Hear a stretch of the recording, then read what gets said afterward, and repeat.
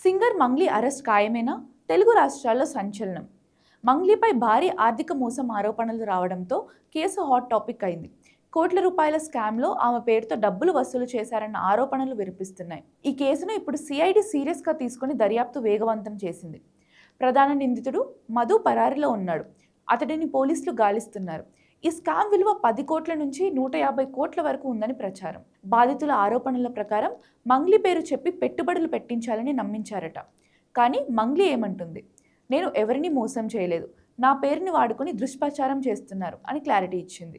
అంతేకాదు, తనపై ఫిర్యాదు చేసిన వ్యక్తి డబ్బులు డిమాండ్ చేశాడని కౌంటర్ కంప్లైంట్ కూడా ఇచ్చింది. అసలు ట్విస్ట్ ఏంటంటే, సిఐడికి ఎలాంటి ఆధారాలు దొరుకుతాయన్నదే ఇప్పుడు కీలకం. నిజంగానే అరెస్ట్ జరుగుతుందా, లేక ఇది కేవలం ఆరోపణలేనా? సింగర్ మంగ్లీ అరెస్ట్ ఖాయమేనా? తెలుగు రాష్ట్రాల్లో సంచలనం. మంగ్లీపై భారీ ఆర్థిక మోసం ఆరోపణలు రావడంతో కేసు హాట్ టాపిక్ అయింది. కోట్ల రూపాయల స్కామ్లో ఆమె పేరుతో డబ్బులు వసూలు చేశారన్న ఆరోపణలు వినిపిస్తున్నాయి. ఈ కేసును ఇప్పుడు సిఐడి సీరియస్గా తీసుకుని దర్యాప్తు వేగవంతం చేసింది. ప్రధాన నిందితుడు మధు పరారీలో ఉన్నాడు.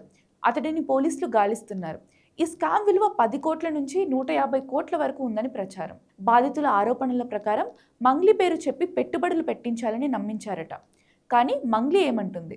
నేను ఎవరిని మోసం చేయలేదు, నా పేరుని వాడుకొని దుష్ప్రచారం చేస్తున్నారు అని క్లారిటీ ఇచ్చింది. అంతేకాదు, తనపై ఫిర్యాదు చేసిన వ్యక్తి డబ్బులు డిమాండ్ చేశాడని కౌంటర్ కంప్లైంట్ కూడా ఇచ్చింది. అసలు ట్విస్ట్ ఏంటంటే, సిఐడికి ఎలాంటి ఆధారాలు దొరుకుతాయన్నదే ఇప్పుడు కీలకం. నిజంగానే అరెస్ట్ జరుగుతుందా, లేక ఇది కేవలం ఆరోపణలేనా?